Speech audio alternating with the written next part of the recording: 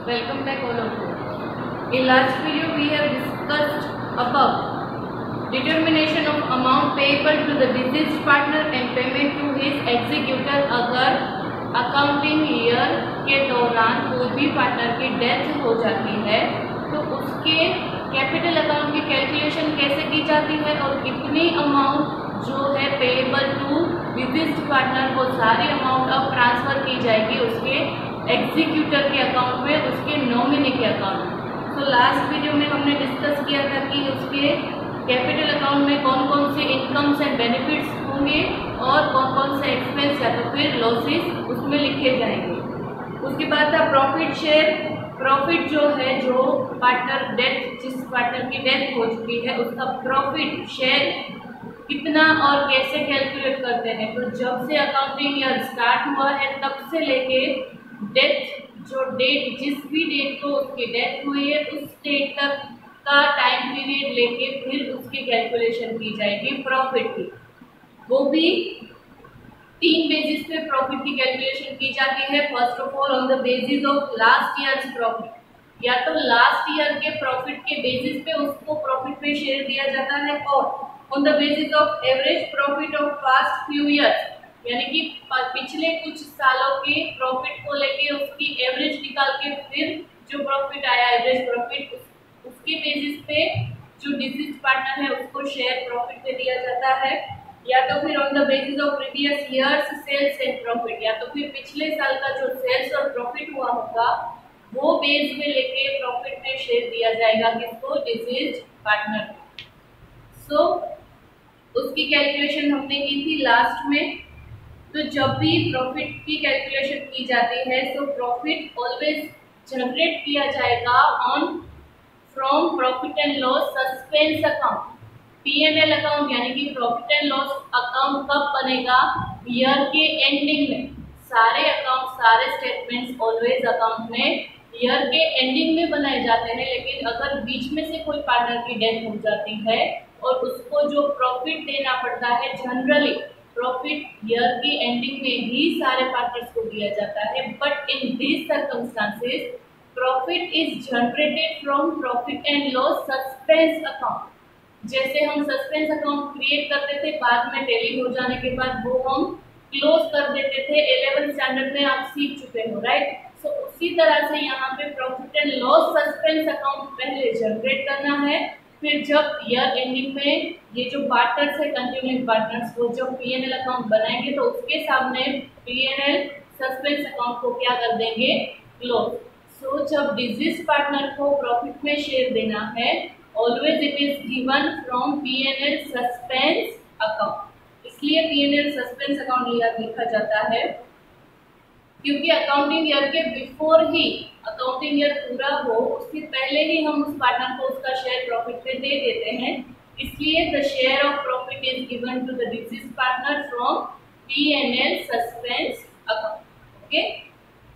Other payment which affect profit like interest on capital, interest on loan, salary, commission, etc. are also transferred to P&L suspense account. For this journal entry will be, अब जब भी profit create होता है उसकी journal entry होती है PNL suspense account debit to so and so partners capital account. सब अब ये एक्सपेंस अगर जनरेट हुए हो तो interest on capital, interest on loss, salary account, commission account, ये सारे अकाउंट्स डेबिट होंगे और क्रेडिट क्या होगा, पीएनएल सस्पेंस अकाउंट। उसी तरह से अगर इनकम हुई होगी, अब ये जनरेट होगा, फिर उसको क्लोज भी कर देना है, पीएनएल सस्पेंस अकाउंट डेबिट और सारे जो हमने डेबिट किए हैं उसको क्रेडिट। सो ये जो है पीएनएल सस्पेंस अकाउंट वो टेम्परेरी अकाउंट है। जब तक ईयर एंड नहीं हो जाता तब तक हम इस अकाउंट से जो डिसीज्ड पार्टनर है उसको हम प्रॉफिट प्रोवाइड करते हैं। So let's understand it. Illustration number 24। X, Y and Z are the partners sharing profit and loss in the ratio of 5:P:2. Their old ratio is 5:3:2.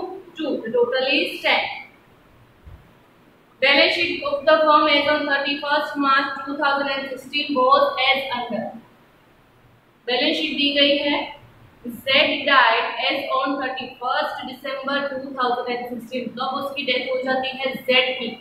Z died on 31st December 2016.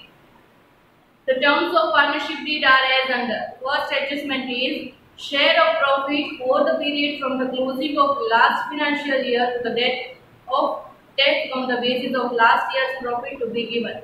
Share of profit of deceased partner is given on the basis of last year's profit. अब हमें यहाँ पे 3 profit दिए गए हैं goodwill. Second जो adjustment है goodwill, उसमें प्रॉफिट दिया गया है ईयर 2013-14 का 80,000, 2014-15 का 70,000 एंड 2015-16 का 60,000. हमारा अकाउंटिंग ईयर है 1 अप्रैल 2015 टू 31 मार्च 2016.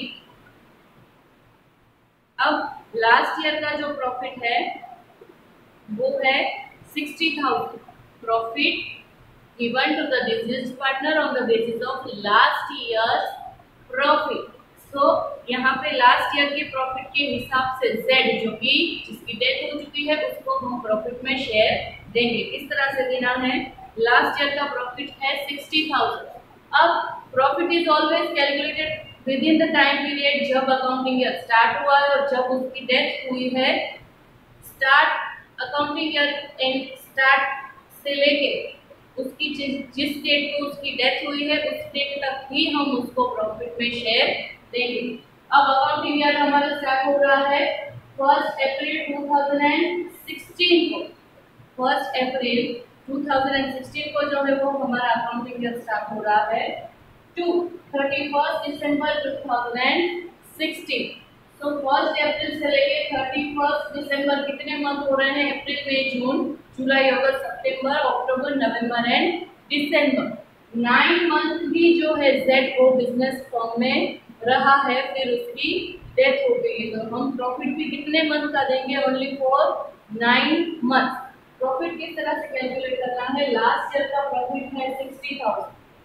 60,000 प्रॉफिट है वो सारे पार्टनर्स के बीच में डिस्ट्रीब्यूट होगा. इसमें Z का शेयर कितना है? 2/10. और वो कितने मंथ बिजनेस में रहा? 9 month. So into 9 divided by 12. So the share of profit of Z is 9,000. 9,000 जो है वो डिसीज्ड पार्टनर यानी कि Z को प्रॉफिट में शेयर दिया जाएगा फ्रॉम P&L सस्पेंस अकाउंट. सो यहाँ पे हमें बनाना है Z capital account. So Z capital account. Credit side first of all by balance brought down. यहाँ पे गिवन है बैलेंस शीट में Z की capital 70,000.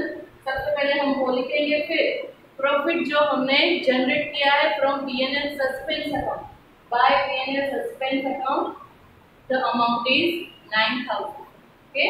Next one is goodwill of the firm is valued on the basis of twice the average of the past 3 years profit. Profit of last 3 years was as under. Goodwill calculate करनी है last 3 year के average profit से double, twice यानी कि 2 times. Goodwill जो है वो last 3 years के जितने भी प्रॉफिट है उसके एवरेज प्रॉफिट की डबल है क्या? गुडविल. तो किस तरह से कैलकुलेट होगी? Goodwill twice of average profit of last 3 years. So average profit is equals to 3 years का प्रॉफिट हमें दिया गया है 80,000 plus 70,000 plus 60,000 divided by 3. The total is 2,10,000 divided by 3. So the average profit will be 70,000. Now goodwill is twice of average profit यानी कि average profit से क्या है? 2 टाइम्स. तो goodwill is equal to 70,000 into 2. So the value of goodwill is 1,40,000. अब goodwill जो है 1,40,000 है पूरे फॉर्म की सारे पार्टनर्स. उसमें Z की कितनी गुडविल आएगी? Sharing goodwill of Z share is 1,40,000 into 2/10. तो गुडविल जो है वो Z को मिलेगी 28,000. अब जो ओल्ड रेशियो है 5:3:2, उसमें से Z जो है वो उसकी डेथ हो गई. तो अब गेनिंग रेशियो कितना हो जाएगा? X और Y के बीच में 5:3. The gaining ratio will be 5:3. So goodwill is payable to Z in the ratio of 5:3 by continuing partner X and Y. So X is equals to 28,000 into 5 by 8, यानी कि Z को जो है X अपने capital में से 17,500 पे करेगा as a share of goodwill, और Y जो है वो 28,000 into 3 by 8 10,500 Y जो है वो पे करेगा Z को as a share of goodwill in their gaining ratio. So ये दो इफेक्ट होगी बाय एक्स कैपिटल अकाउंट, यानी कि एक्स के कैपिटल अकाउंट में से जेड को कितने मिलेंगे 17,500 by Y capital account, Y कितने देगा 10,500. ओके, नाउ एडजस्टमेंट दो ही थे, वो दो एडजस्टमेंट हमने कर लिए हैं. अब बैलेंस शीट में जितनी भी ऐसी इंफॉर्मेशन है कि जो जेड के कैपिटल अकाउंट से अफेक्ट करती है वो देख लेते हैं. First of all liability side capital account जो बैलेंस ब्रोक डाउन की थी वो हमने लिख ली है. उसके बाद है general reserve. Now general reserve is distributed among all the partners. So general reserve is 20,000. 20,000 में जेड का शेयर है 2/10. सो 4,000 इज क्रेडिटेड टू जेड्स capital account. By general reserve the amount is 4,000. अब asset side fixed capital, debtor, stock, cash वो सारा balance sheet में जाएगा. Now advertisement campaign expense debited to Z capital account in their old P&L ratio. अब total advertisement campaign expense है 40,000, उसमें से Z का शेयर है 2/10. So 8,000 is debited to Z capital account to advertisement campaign expense 8,000. Okay, clear. Now closing of Z's capital account, the total is 1,11,000. 1,11,000. 1,11,000 minus 8,000. Closing balance of Z's capital account will be 1,03,000. Z की तो death हो चुकी है, अब Z को तो हम देंगे नहीं. So this amount is transferred to Z executed account. अब ये अकाउंट ट्रांसफर होगा Z के एग्जीक्यूटर अकाउंट में, यानी कि जेड का जो भी नॉमिनी होगा उसको अब बिजनेस जो है वो पे करेगी उसके कैपिटल अकाउंट की क्लोज. तो इस तरह से जब कोई भी पार्टनर की डेथ हो जाती है तो उसको कितनी अमाउंट पेएबल है उसका डिटर्मिनेशन किस तरह से होगा. आई होप ये सम आपको समझ में आ गया है. आपको ये सम अपनी नोटबुक में लिखना है और डिटर्मिनेशन वाला जो भी टॉपिक है, जो भी पॉइंट है वो आपको रीड करना है ताकि ये सारी जो इफेक्ट है वो आपके माइंड में क्लियर हो जाए. मिलते हैं नेक्स्ट वीडियो में विद न्यू सम. तब तक के लिए take care and have a nice